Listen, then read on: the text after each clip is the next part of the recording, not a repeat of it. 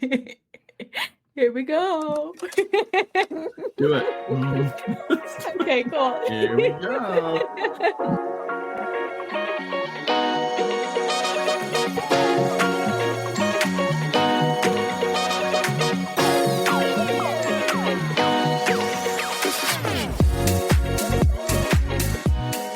Welcome back to Coffin Talkin', where we unravel the mysteries, embrace the peculiar, and find humor in the unconventional world of funerals and death. We're back for a part two. Et pour toi. A part two. Du, trois, dos, Don parte dos. What? parte dos. Parte dos. Yes. Okay, Holly, how are you doing? Pretty good. Good. How are you doing? I'm all right. So apparently we can't really do episodes when we're together. I don't think that works out. We just get talking and then we're like, oh man, we should have been recording this. Yeah, we should. We should. Yeah, after the last episode, we just started talking. And when we got to finish it. And go, oh yeah, okay. And then you got busy with other family members and moved out, or at least headed back home. Yeah. Headed back home, and it's been hard to get us back together. So here we are. It's good that we're back together. Yeah, back together virtually, apparently. That's the only way to do it. Yeah, okay, I guess. Any updating that you need to do for your family and your life? One update that we have that happened last night was we slept with the window open, and we're in a basement. Yeah. So being in a basement, we have the window well, and we actually have a really good size window in here, and it's a really nice size window well, so we get a lot of light. But we slept with the window open, and so we had just the screen on. Yeah. And because it's so cool, so nice, there was a good breeze going, and we woke up this morning about 6:30. Yeah. With Nelson screaming. And typically this is par for the course. He screams, he sticks his face under the door and screams so that we can hear him and that it wakes us up. So then we either let him in, or Caden opens the door just enough to get the squirt gun bottle cap out, nozzle out, and he shoots him a couple of times. So I woke up, I had to go to the bathroom. So I went outside and I was like, wait, Nelson isn't here. And I was thinking, okay, he must have just run past me and I just missed him. But then he just kept screaming and screaming and screaming. I'm like, where is he? And I come over to where the window is, and our curtains are in front of it. And so I move the curtains back. He's on the grate, staring inside our room, trying to get in, trying to scratch the screen so he can get in from a different vantage point, apparently. So he's like, I'm not getting in from the door, so let's see how I can get in. And he's just screaming into our window, and that's why we couldn't find him.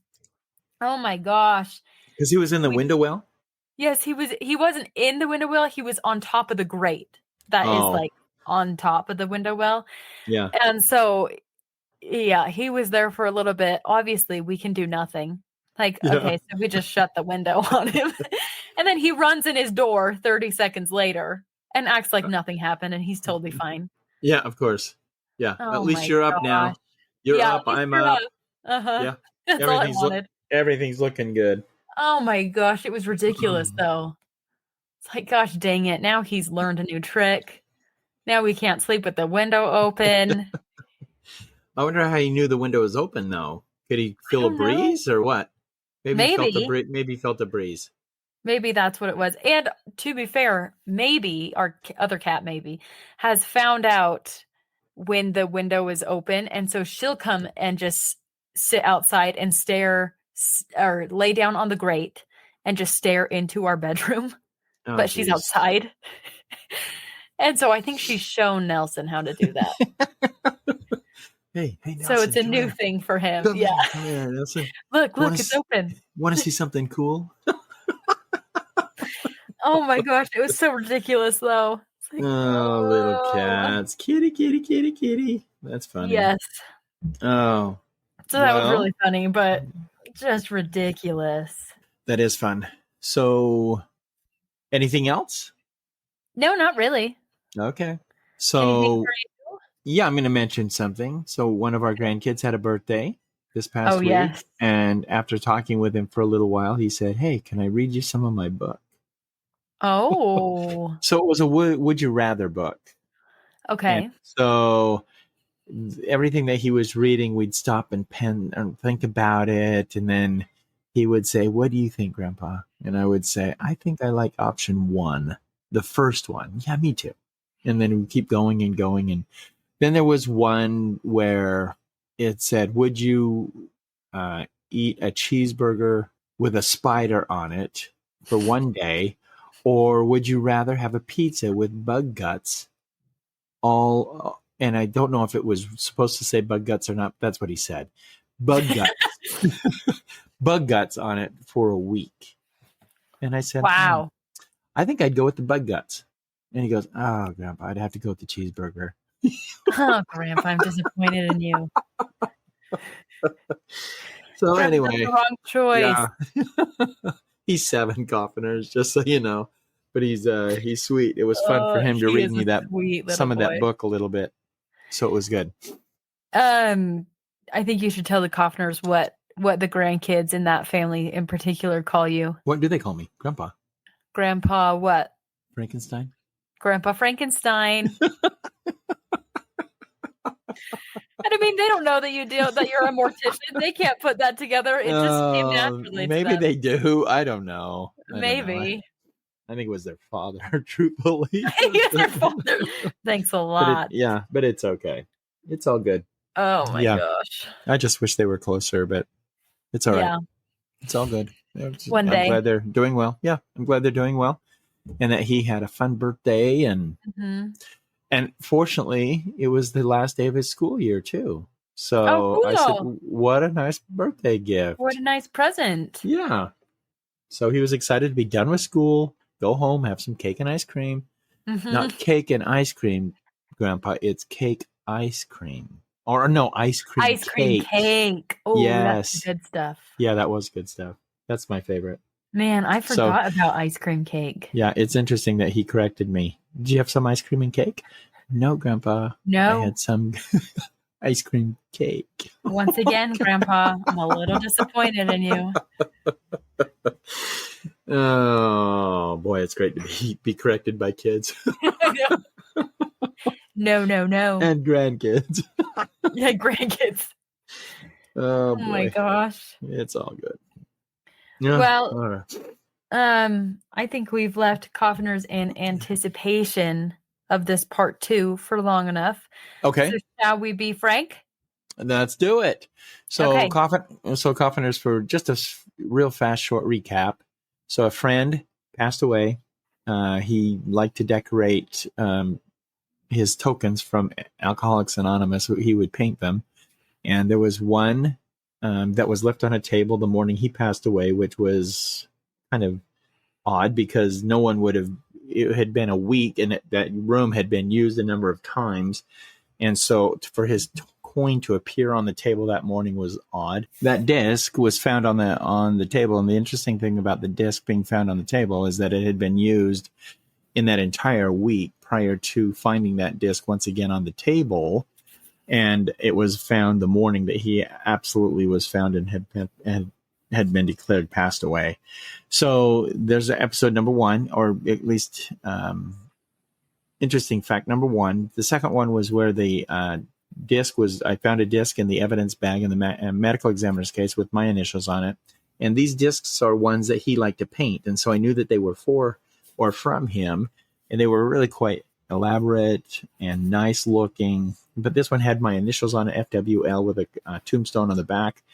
That was later found, and we'll talk about that in a minute. But then the second one, or the third one, was found in the prep room when I got ready to prepare him with a yin-yang. I think it's the yin-yang symbol where they look like the opposite teardrops. I don't know. I think that's what, I don't know how, black and white. That's what it is, yeah. Yeah, and so, anyway, so the third one there was found. So that yin-yang one was the one that was put on under his hands, which turned up missing again. And immediately after you saw it with the sun. Immediately. Yeah. There was no hesitation. It was, the hand was open and it was gone. And so mine, the FWL, remained in the evidence bag, which we had to cut open to put back in there, which we couldn't figure out why it was opened or how it was opened to begin with. But anyway, that's a fast catch up. And so if you don't want to go back and listen to number 1 or part 1, then hopefully that will give you a little bit of understanding about what we're talking about here. So his service went on without too much of a hitch. And when I went back upstairs, the individual that we have now deemed as his murderer had my disc on it, which I had to return back to the evidence bag. The whole story of this right here, the thing that I find most interesting about this are those discs. And the discs were so elaborately painted that they became works of art. And apparently he did like 40 different discs. Not only his own, but he did discs that were donated to him that he could actually paint, and they were being put in a shadow box that he was putting together as kind of just a way of recognizing what things that he experienced in his life and things that he enjoyed, like animals, friends, different things that he encountered throughout his life. So that being said, we go back to now this individual that was claimed, that had finally been claimed, and the person that claimed this person, that the murderer, that had killed my friend with an ice pick. And remember that the cops had discovered and thought that maybe he had been involved with the murders of a couple of other people. And so they were grateful that they had closed the door on the cases of these other individuals as well. The thing that I find most interesting is that the person who claimed the individual was his sponsor. So his sponsor from AA. Now, the murderer sponsor or your friend's sponsor? Both. Yeah. Oh. And he might have been a coordinator between maybe at the Alcoholics Anonymous location that they attended. I don't know exactly how Alcoholics Anonymous works, but apparently this person knew both individuals. And so as the investigation continued, we went on ahead and we cremated the guy that was the murderer. We didn't bury him. He was cremated. But the sponsor did something very weird. And he came and he said, the son called me and he said, "Hey, Frank, do you have that disc still with your initials on it, or the ones?" I said, "No, it was in the evidence bag that was given back to you."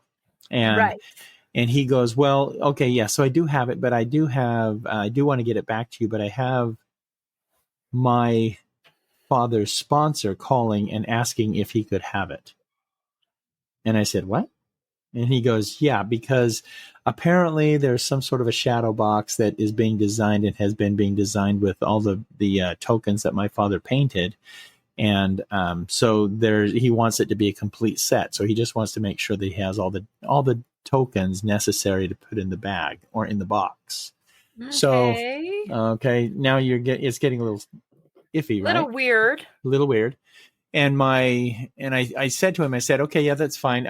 I would really like to keep it as a keepsake, momentum, or especially memento." Because it's specifically for you. Yeah, it has I guessed. I don't know for sure. And all we have is conjecture, and we can just guess as much as we can because of my initials being on there, and then the reference to the funeral home side or the tombstone.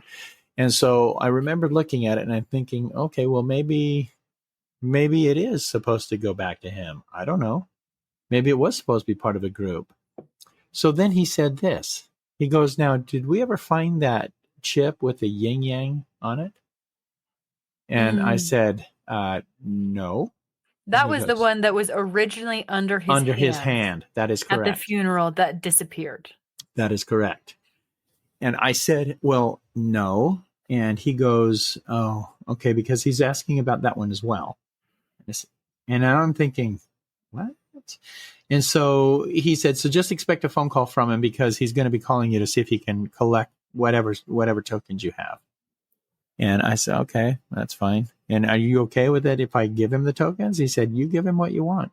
He said, "I'm just telling you, he's making the rounds, making phone calls to try and find out if he can get those tokens back." So he said you didn't have to give them back. That's right. I did not have to. And so, but it was kind of coupled with the idea and the thought that he was putting together a shadow box. And I just thought, well, maybe he's going to give me all of them. You see what I'm saying? I was thinking maybe he's going to put it together and give me all of them. So I just thought, well, maybe I ought to just give it back to him. That would probably what my friend wants. And so I said, I'll do what I can. Whatever I feel comfortable with, I'll do as long as you're okay with it. And he said, no, that's fine. So this guy did call. The sponsor did call. And I talked to him for a little bit and I said, yeah, you can come down and take what I've got. And he said, so according to what he wrote in his diary or whatever book was found in the place where he was living, there was supposed to be 50 coins. Oh. Or tokens. And he had 46. So there were 4 that were missing. Including those 2? No, he has 46. I had 2 of them, 3 of them possibly. So that meant 1 was missing. Right. So I okay, that's fine. I said, I'll go ahead and do what I can. And so he comes over to the mortuary and he collects 2 of them. And I said, I don't know what's with the 3rd one because it was initially under his hand. It was no longer to be seen. Yeah, the son has said that it's gone. But here's these. And he goes, oh, this is nice because this is. And he said, well, the son gave me the one with your initials on it. And I just kind of looked at it and I thought, are you going to give that to me? That's what I was thinking. Yeah. And he didn't. So he took the Rude. FWL. Yeah. And the one that we had found initially with the eagle painted on it in the kitchen. That was the initial one the day he died. And so he took those 2. And so he's still missing 2. And then the cops showed up about a week and a half later. And they said, my gosh. And they said, we need those tokens. It's evidence somehow. Is that right? That's right. They said, do you happen to have any of those tokens that he's been painting? I said, no, I just gave him to the ones that I gave to his sponsor. He goes, oh, how long ago? And I said, I don't know, probably at that point, it was probably 4 or 5 days. Yeah. So the sponsor was now under investigation for the murder of my friend. Of the murderer or of your friend? Of my friend. But here's what's happened. And this is how it finalized. So my friend was murdered by someone that he knew in the Alcoholics Anonymous who was a direct recipient of the sponsorship of the individual that caused him to be killed by cop. And they found out through interrogation that this sponsor had been putting in the minds of some of the people that he was sponsoring that this individual needed to be disposed of so that his work could live on. So he's trying to he's trying to gather the tokens that my friend had painted so he could keep them and sell them as a set for for his own gain. But he was putting into the minds of the individuals that had actually killed my friend and these other people that were given tokens by my friend. So they were murdered for the token. What? Yes. So everyone that he had given a token to, was then tracked acted as their death card. That's right. And the guy that actually was caught as the murderer of my friend was linked to every murder. And the only thing they can think of is that he put it into the sponsor, put it into the mind of this murderer that it was okay to kill these people for these tokens because both of them would benefit. So he was like, I'll share the money with you. Yes. But the mistake that he made, not the mistake, but the last one that he did, he said, go ahead. And if the cops ask for the gun, just show them the gun. Oh my gosh. And so what do the cops do when there's a gun? If you're pointing a gun at them, you're going to get shot. You're going to shoot. Yeah. And so he thought he was in the clear because now he thought that he had all the tokens, but he couldn't find the tokens, the last 2 that he needed to complete the set. Now, I will say this. The set apparently sold for thousands of dollars. What? Yes. Was your friend like a renowned artist or something? Well, a renowned? I don't know. He said he was an artist. I have been looking on Google to try and find the paintings of Just his work. tokens of Alcoholics Anonymous tokens, and I can't find it. And I knew that I could find it when I first heard the story, when it was all coming together. Now here's the end part of this story, Holly, which will be kind of shocking to maybe some, maybe not so much to others. But do you remember when I brought him into the building and that sheet or that cover fell off his body? Mm-hmm. Okay. So on that cover, there's a pouch that you can put paperwork into. And the paperwork is usually regarding the person that's on the gurney, so that paperwork is immediately logged into whatever log the mortuaries may have to allow them to identify the individual that's come into the building. So about 2 months later, someone pulls in with the gurney, and they pull out some paperwork out of the pocket. In the paperwork fall 2 coins. And they were painted Alcoholics Anonymous chip coins. Oh my gosh. The 2 that were missing, which I had no idea. How would that have even happened? How would those 2 have even gotten into the pouch? There was nothing. So it wasn't connected to the guy that came in. The person who had died, it wasn't connected to them at all. Which person that died? So you said the person that came in on the gurney that the 2 tokens were found with, it wasn't connected to him or her. No, because I think it was like a 98-year-old lady that passed away. Oh. It was on the gurney. There would be no reason for those chips to have even, but as I look back on the story, I think, how did the 2 final chips, how did they get into the pouch and pocket of the cover? Yeah.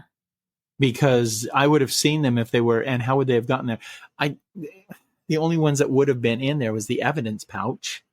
Mm-hmm. Remember, because that was everything that was on him. So I don't know I didn't know what to do with them at that point. I looked Did you keep them? I wanted to, but I felt like it was maybe going to be evidence in order to, because if they're trying to set him up for good and show that he did, was trying to kill for these whatever medallions, tokens, that if the set were complete, that he would know that he failed, because now he's been caught.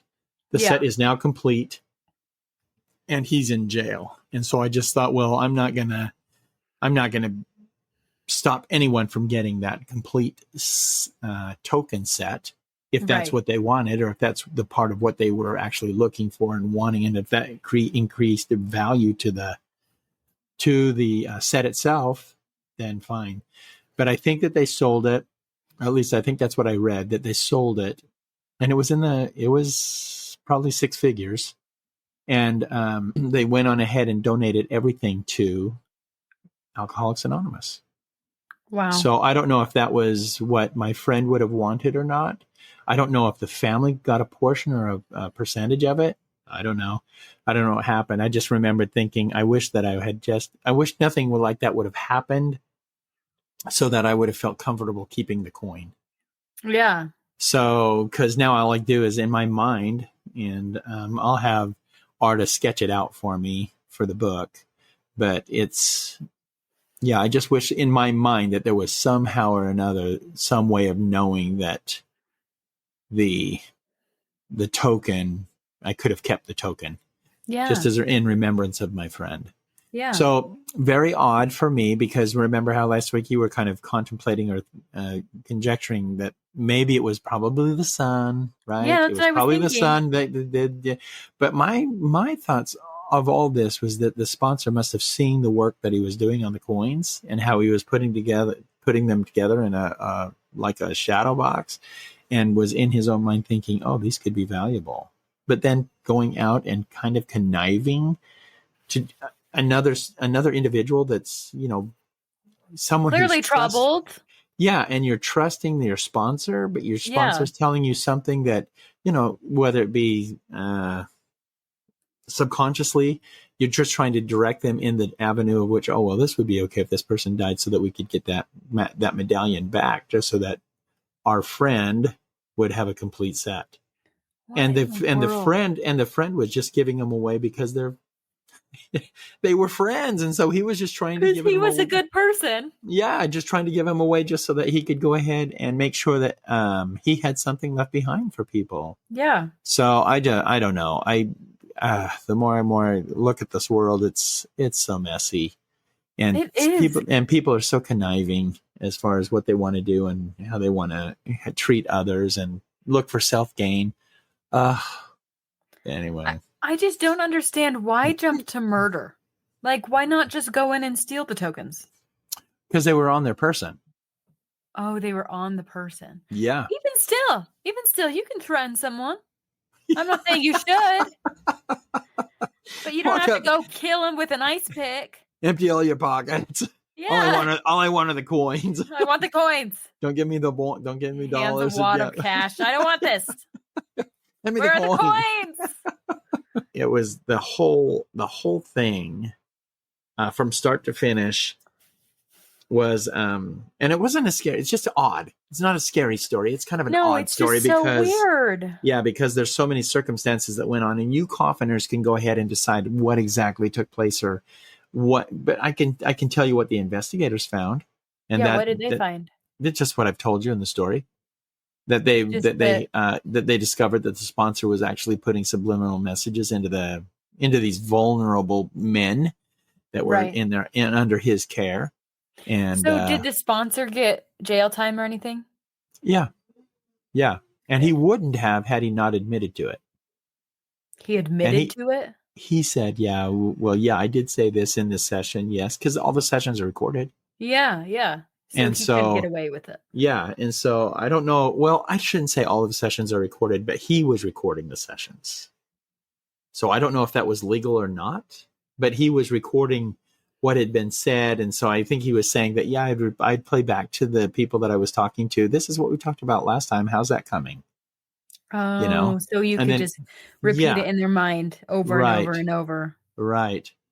And so as weird as the story may be, I still can't think of a better person than the friend that I had, and how his life ended so quickly and so short for nothing. And but we see murders taking place all the time for $15, $20. Yeah, for less than that. Yeah, and I don't know. This guy obviously for things that they don't even know, because I mean, you can rob someone, shoot him dead, and just take their purse, and there's nothing in the purse. Yeah, that's true. And what, you've committed murder for nothing? Yeah. Well, even we see all over the social media individuals getting killed behind a convenience store counter just to break into the till for $45, $52, or whatever the case might be. And so where does that get you? That's just not, it's crazy. The whole thing is crazy.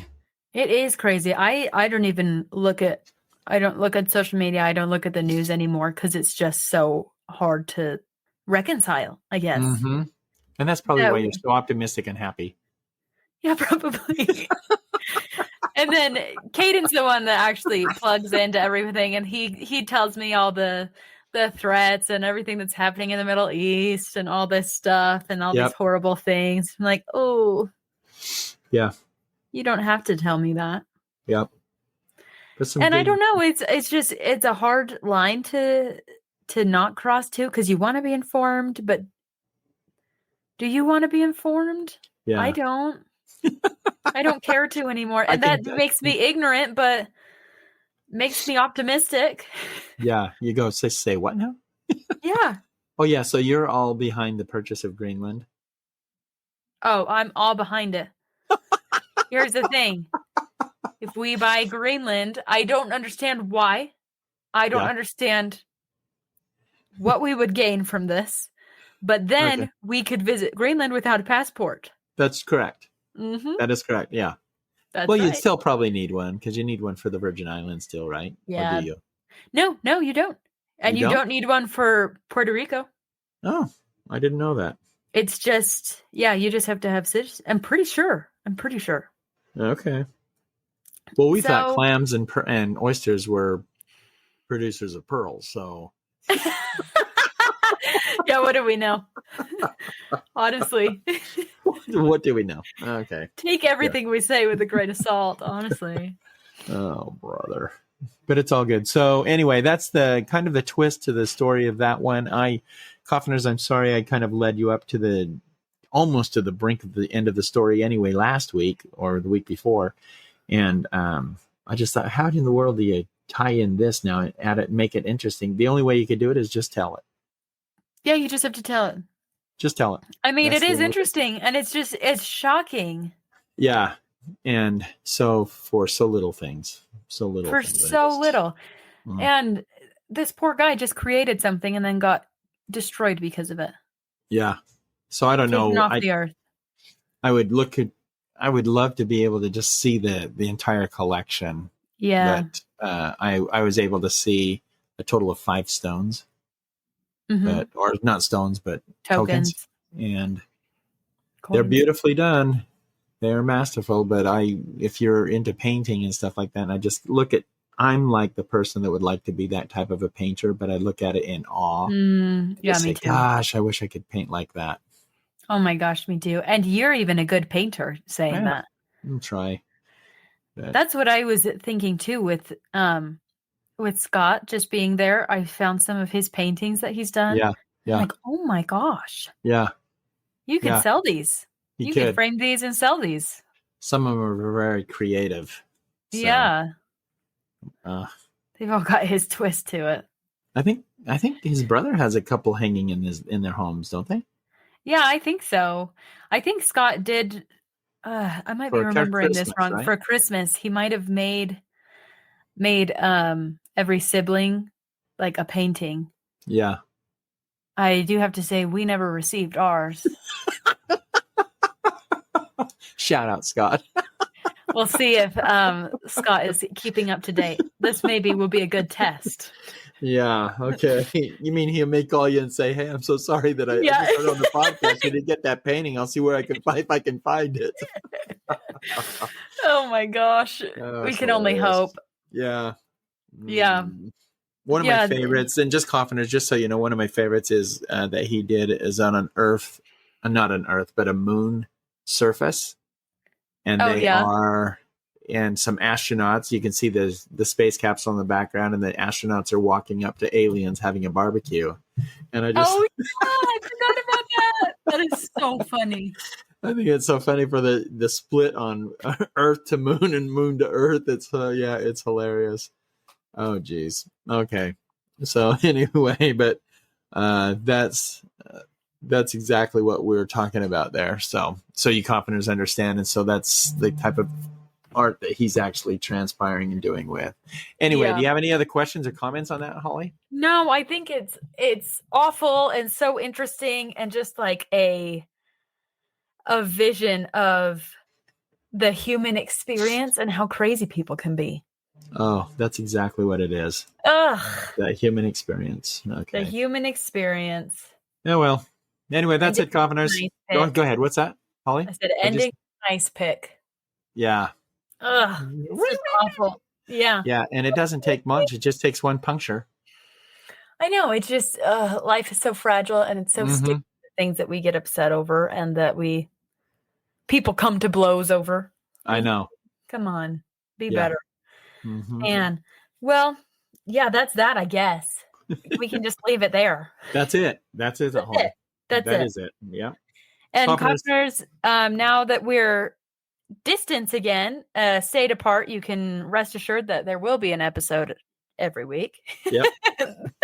Yep. Don't have to worry about other schedules, and don't have to worry about it. It's good. And we'll plan for that, and we'll see you next week. Thanks, Coffeners. Thanks for your patience. Bye.